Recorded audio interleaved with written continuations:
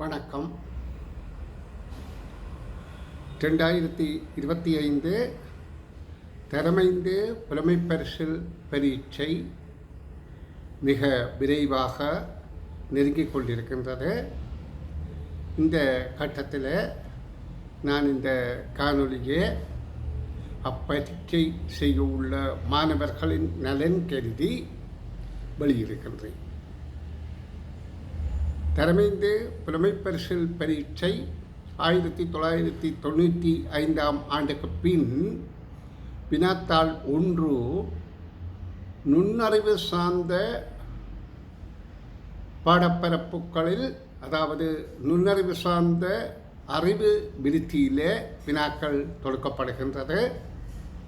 அந்த வினாக்கள் ஆரம்ப காலங்களில் இலகுவாக இருந்தாலும் இப்பொழுது வர வர இறுகிக்கொண்டு மிக கடினமாக போய்கொண்டிருப்பதை சகலரும் அறிவீர்கள். ஏன் இப்படி இந்த பரீட்சையின் வினாக்கள் இவ்வளவு கடினமாக, அதாவது 10 வயது பாலகர்களுக்கு அவர்களுடைய உளவயதுக்கு மேற்பட்ட வினாக்களை தொடுப்பது போல் எங்களுக்கு தோற்றமளிப்பதற்கு காரணம் என்னென்றால், இந்த பரீட்சையின் பால் உள்ள போட்டித்தன்மை.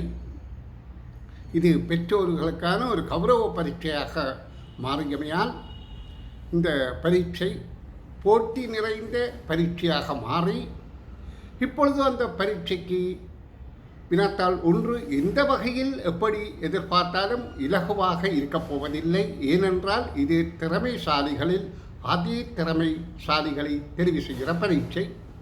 அப்போ வினாத்தாள் 1 பாடசாலை பாடப்பரப்பிலே அடங்காமல் நுண்ணறிவு சார்ந்த வினாக்களாக இருக்கின்றது. வினாத்தாள் 2 பாடசாலை பாடப்பரப்பு கேட்கின்ற பாடப்பரப்பில் இருக்கின்றமையினால் அந்த பரீட்சைத்தாளில் மாணவர்கள், திறமையான மாணவர்கள் 80 புள்ளிகளுக்கு மேலும், அதி திறமையான மாணவர்கள் கிட்டத்தட்ட 90 புள்ளிகள் வரை பெறக்கூடிய ஆற்றல் இருக்கும். ஆனால் வினாத்தாள் 1 திறமையான மாணவர்கள் கூடி 50 புள்ளிகளுக்கு மேல் பெறுவதே கடினமாக இருக்கின்றது. அதி திறமையான மாணவர் கூடி 60 புள்ளிகளுக்கு மேல் பெறுவது கடினமாக இருக்கின்றது. அப்படி என்றால் இந்த வினாத்தாள் 1 அதிக பயிற்சிகள் வழங்க வேண்டும் என்ற நோக்கத்தோடு என்னுடைய அனுபவ அறிவை ஆதாரமாக கொண்டு நான் 95 ஆண்டில் இருந்து வெற்றிக்கனி இதழ்களை ஆக்கியதில் இருந்து தரமைந்து புலமைப்பரிசில் பரீட்சைக்கு கற்பித்து பல பயிற்சித்தாள்கள் தயாரித்து, இது கர்வத்தில் நான் சொல்ல என்னுடைய அனுபவத்தை அடிப்படையாக வைத்து 2025 ஆண்டுக்கு 5 பாடசாலைகளுக்கு மாத்திரம் அனுப்புகின்ற முன்னோடி பரீட்சை தாள்கள் தயார் செய்துள்ளேன். அதை இப்பொழுது தங்களுக்கு மேலோட்டமாக காட்டுறேன். இப்படி நான் காட்டுகின்ற போது அதில் உள்ள வினாக்கள் எல்லாம் தெரிவதற்கு நியாயமில்லை என்றால் உங்களுக்கு பிம்பத்தோற்றமாகத்தான் தெரியும். இப்படியாக 5 பரீட்சைத்தாள்கள், அதாவது ஒவ்வொரு பரீட்சைத்தாளும் 8 பக்கங்களாக கொண்டதாக 5 பரீட்சைத்தாள்கள் பரீட்சைக்கு முன்னால் ஒவ்வொரு வெள்ளிக்கிழமையும், அதாவது ஜூன் மாதம் 6ஆம் தேதியிலிருந்து ஜூலை மாதம் முதல் வெள்ளி வரையிலே 5 வெள்ளிக்கிழமைகள் வினாத்தாள் 1க்கு மாத்திரம் பரீட்சை செய்யக்கூடியதாக 8 பக்கங்கள் கொண்டதாக வினாத்தாள் செய்துள்ளேன்.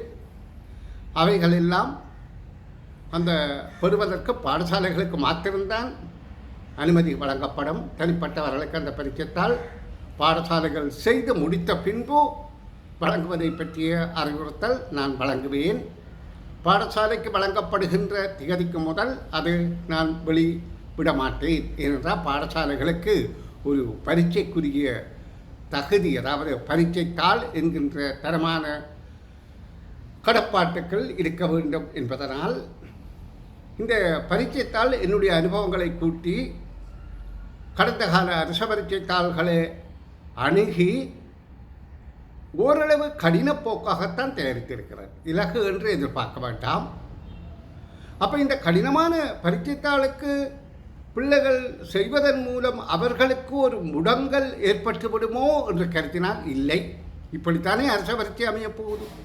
அப்போ அவர்கள் அதற்கு இதை பார்த்து தங்களை இந்த நிலைக்கு உயர்த்தி கொள்ள வேண்டும் என்பதை அவர்கள் புரிந்து கொள்ள வேண்டும். அப்போ இந்த பரீட்சைத்தாளுக்கான விடைகள் இந்த பரீட்சைத்தாளை பெறுகின்ற பாடசாலை ஆசிரியர்கள் அல்லது அதிபர்கள் அவர்கள் தருகின்ற வாட்ஸ்அப் நம்பர் ஊடாக மாத்திரம்தான் அனுப்புவேன். விடை வேறு எந்த வகையிலும் இந்த மாணவர்களுக்குரிய பரீட்சை செய்கிற வரையில் வெளிவிட மாட்டேன். அதுக்கும் விடைகளை பரீட்சை செய்கின்றதற்கு முதலே நான் அவர்களுக்கு வாட்ஸ்அப் ஊடாக அவர்களுடைய நம்பருக்கு மாத்திரம் அனுப்புவேன். அவர்களுடைய வாட்ஸ்அப்புக்கோ அது அப்போ வெளிவாரத்துக்கு நியாயமில்லை. அது மட்டுமல்லாமல் இந்த பரீட்சை செய்து ஒரு 4-3 நாட்களுக்கு பிறகு 3-4 நாட்களுக்கு பிறகு அந்த பாடசாலைகளுக்கு அறிவித்த பிறகு அந்த பரீட்சை தினத்துக்கு 4 நாட்களுக்கு பிறகு ஒவ்வொரு பரீட்சைத்தாளுக்கும் விடை காணுகின்ற விளக்கங்கள் என்னால் அதாவது என்னுடைய யூடியூப் சேனலில் பதிவேற்றம் செய்வேன். அது எதற்காக என்று சொன்னால் பிள்ளைகள் அதில் நல்ல தெளிவு பெறுகின்ற பட்சத்தில் அரச பரீட்சை எவ்வளவு கடினமாக இருந்தாலும் அதை வாசித்து விளங்கி விடையளிக்கிற ஒரு பக்குவ நிலைக்கு அவர்களை உயர்த்தி கொள்ள முடியும் என்பதுதான் அதன் உண்மையான சிறப்பான நோக்கமாகும். இப்போ நான் விடயத்துக்கு வருகின்றேன். இந்த பரீட்சைத்தாள்கள் பாடசாலைகளுக்கு 5 மாதிரி வினாத்தாள் 5 பரீட்சைத்தாள்களுக்கும் மொத்தம் 150 ரூபாய் பாடசாலைகளுக்கு மாத்திரம் வழங்குவதற்கு அதாவது அவர்களுக்கு தகவல் முதலில் அனுப்பியிருக்கிறேன். அவர்கள் அதை பார்த்து அதற்குரிய அந்த பரீட்சைத்தாள் தேவை என்று கண்டால் பாடசாலையின் பேரும் அவர்களுடைய வாட்ஸ்அப் இலக்கமும் தேவையான மாணவ பிரதிகள் எத்தனை தேவை என்பதையும் தகவலாக தர வேண்டும். என்னுடைய வங்கி கணக்கிலக்கம் பழைய தகவல்களில் நான் வழங்கி இருக்கிறேன். என்னுடைய வாட்ஸ்அப் தொடர்புக்குரிய இலக்கத்தை தற்பொழுது கூறுவன் காரணம் என்றால் தற்செயலாளர்களை பார்வையிடாதவர்கள் இதை மட்டும் பார்வையிடுகிறதாக இருந்தால் அதை தெரிந்து கொள்ளுங்கள். நோட் 77177267 இந்த இலக்கத்தினூடாக தொடர்பு கொண்டு வங்கி கணக்கிலக்கத்தை பெற்று அதாவது 10 மாணவர்களுக்கு மேல்தான் இந்த பரீட்சைத்தாள்கள் அனுப்பப்படும். 5-10 மாணவர்களுக்கு உள்ளே இருப்பார்களாக இருந்தால் அங்கே மேலதிகமாக ஒவ்வொரு பரீட்சைத்தாளுக்கும் அல்ல முழு பரீட்சைத்தாளுக்கும் இல்லை 5 பேருக்கு மேலே என்றால் 5 பேருக்குள்ளே அனுப்ப முடியாது. 5 பேருக்கு மேலே 6 பேர் என்றால் 6 பிள்ளைகளுக்கு 150 படி 6 பிள்ளைகளுக்கும் மேலதிகமாக 200 ரூபாய் தபால் கட்டணமும் அனுப்பினால் அவர்களுக்கும் அனுப்ப முடியும். தனிப்பட்டவர்களுக்கு பாடசாலைகளுக்கு பரீட்சை செய்து முடித்த பிறகு அதாவது ஜூலை மாத முதல் கிழமையில் வருகின்ற வெள்ளிக்கு பின்பு நான் அதை தனிப்பட்டவர்களுக்கு அனுப்புவது பற்றி கவனம் செலுத்துவேன். இப்பொழுது நான் மீண்டும் சொல்வது என்னென்றால் இந்த பரீட்சைத்தாள் நிச்சயமாக நல்ல பலன் தரும் என்று எனது உள்ளார்ந்த உணர்வோடு நான் தெரியப்படுத்துகின்றேன். இதில் லாப நோக்கம் சிறிதுமே இல்லை. ஏனென்றால் இந்த பேப்பரை டைப்செட் பண்ணுகின்ற செலவு, இதை அச்சடிக்கின்ற செலவு எல்லாம் கணக்காக வருகின்றது.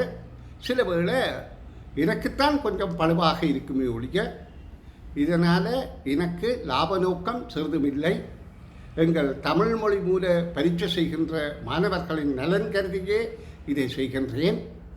இந்த மாதம் 30ஆம் திகதிக்கு முதல் அதாவது மே மாதம் 30ஆம் திகதிக்கு முதல் இந்த பரீட்சைத்தாளுக்கான விண்ணப்பங்களை தாங்கள் அனுப்பலாம். இந்த நான் சொன்ன முறையில் அந்த பரீட்சைத்தாள்கள் எப்படியும் உங்களுக்கு 6ஆம் தேதி பரீட்சை நடத்துவதற்கு முதல் கிடைக்கக்கூடிய வகையில் நான் அனுப்பி வைக்கக்கூடியதாக இருக்கும் என கூறி இந்த தகவலை நீங்கள் அறிவது மாத்திரமல்ல உங்களுக்கு அறிமுகமான பாடசாலைகளுக்கும் ஆசிரியர்களுக்கும் தெரியப்படுத்தும்படி மிகவும் அன்புடன் கேட்டுக்கொள்கின்றேன். வணக்கம், நன்றி.